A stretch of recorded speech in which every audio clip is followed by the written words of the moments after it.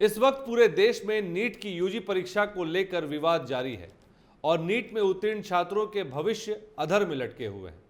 मामला इस तरह से उलझा हुआ है कि एक ओर जहां परीक्षा में पाए जाने वाले अंकों को लेकर छात्र विरोध कर रहे हैं, वहीं दूसरी तरफ नीट से जुड़े हुए अधिकारी कह रहे हैं कि इसमें कोई भी धांधली नहीं हुई।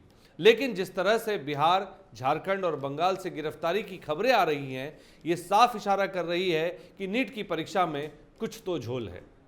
नमस्कार, आप देख रहे हैं कैपिटल टीवी और मैं हूं आपका host Kumar Abhishek. NEET UG परीक्षा को लेकर जारी विवाद के बीच केंद्र ने गुरुवार को सुप्रीम कोर्ट को अवगत कराया कि उसने एमबीबीएस और ऐसे अन्य पाठ्यक्रमों में प्रवेश के लिए परीक्षा देने वाले 1563 अभ्यर्थियों को दिए गए ग्रेस मार्क्स रद्द कर दिए हैं। केंद्र ने यह भी कहा कि ऐसे अभ्यर्थियों के पास या तो दोबारा परीक्षा देने या नष्ट हुए समय की क्षतिपूर्ति के लिए उन्हें दिए गए ग्रेस मार्क्स को छोड़ने का विकल्प होगा। इन परीक्षार्थियों के लिए 23 जून को दोबारा परीक्षा आयोजित की जाएगी।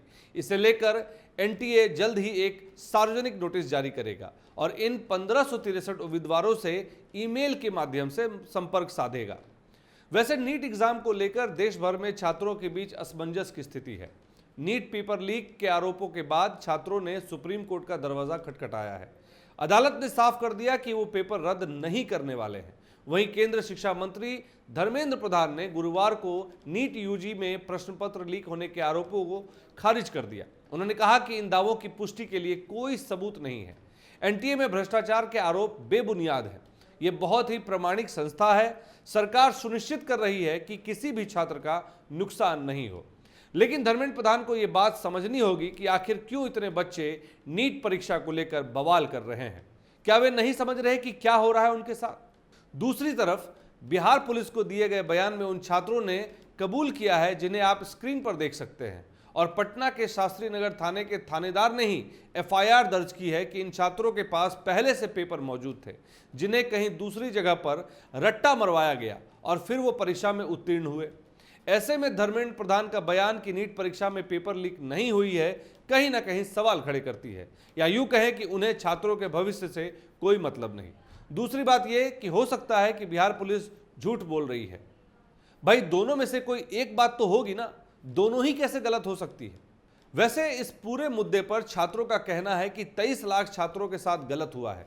वहीं सुप्रीम कोर्ट का कहना है कि पूरी तरह से परीक्षा को रद्द करना बाकी बच्चों के साथ गलत होगा।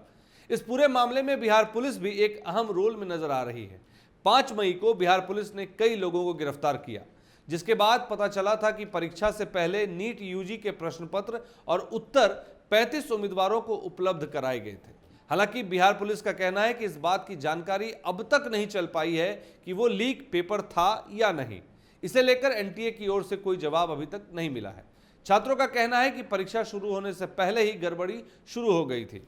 मध्य प्रदेश और गुजरात के रास्ते बिहार आने वाले प्रश्न पत्र को रास्ते में ही लीक कर दिया गया।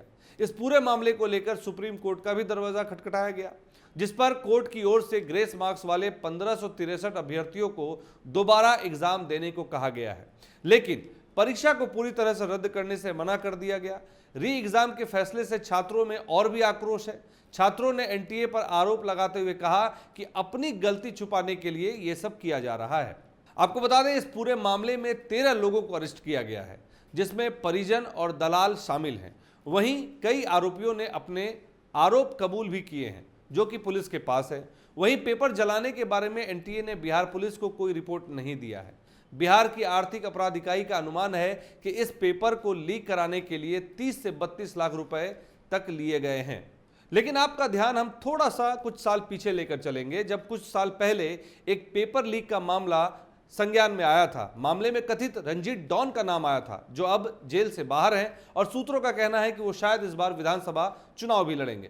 खैर, वो तो दूसरी बात है, लेकिन सवाल ये उठता है कि क्या कोई और रंजीत डॉन की तरह इस तरह के काम कर रहा है? कोई तो है जो इस तरह के काम को बड़ी चालाकी से अंजाम दे रहा है, क्योंकि क्या इस तरह से छात्रों को परीक्षा में उत्तीर्ण करना संभव है? जब तक कोई अंदर का व्यक्ति ना मिला हो तो कौन है वो? तीसरी बात आपको बताते हैं, आप देखते होंगे जब भी इस तरह की परीक्षाओं के रिजल्ट आते हैं तो सभी कोचिंग संस्थान अपने बड़े बड़े विज्ञापन अखबार में छपवाते हैं, बड़े बड़े होर्डिंग्स लगवाते हैं, जिसमें उनके बच्चे संस्थान से निकलकर अच्छे अंक प्राप्त करते हैं, उनकी फोटो छपी होती है। तो जिन बच्चों के पूरे नंबर आए होंगे उन्होंने तो अखबार में बड़े बड़े विज्ञापन दिए ही होंगे, तो क्या उन पर कोई शक नहीं बनता? इन सभी के पीछे इन संस्थाओं का भी तो हाथ हो सकता है। ये बातें भी सोचनी होगी, क्योंकि इन संस्थान के पास काफ़ी सारे बच्चे एडमिशन लेते हैं। ज़रूरी नहीं कि सभी पास कर लें, लेकिन संस्थान को पैसे तो मिल जाते हैं पूरे, और वो भी कैश में मिलते हैं, डेवलपमेंट फीस के नाम पर। और अपने संस्थान का नाम बड़ा और उनके पास और स्टूडेंट्स एडमिशन लें, इसके लिए सब घालमेल किया हो। मुझे लगता है प्रवर्तन निदेशालय को इस ओर भी ध्यान देना होगा। ये भी एक बहुत बड़े स्कैम जैसा ही है और इस पर जल्द कार्रवाई होना बहुत ज़रूरी है, क्योंकि हजारों लाखों बच्चों के भविष्य का सवाल है। खैर, इस खबर पर आपकी क्या राय है? क्या सचमुच पेपर लीक किया गया? क्या सचमुच इतने बच्चों के भविष्य के साथ खिलवाड़ किया गया?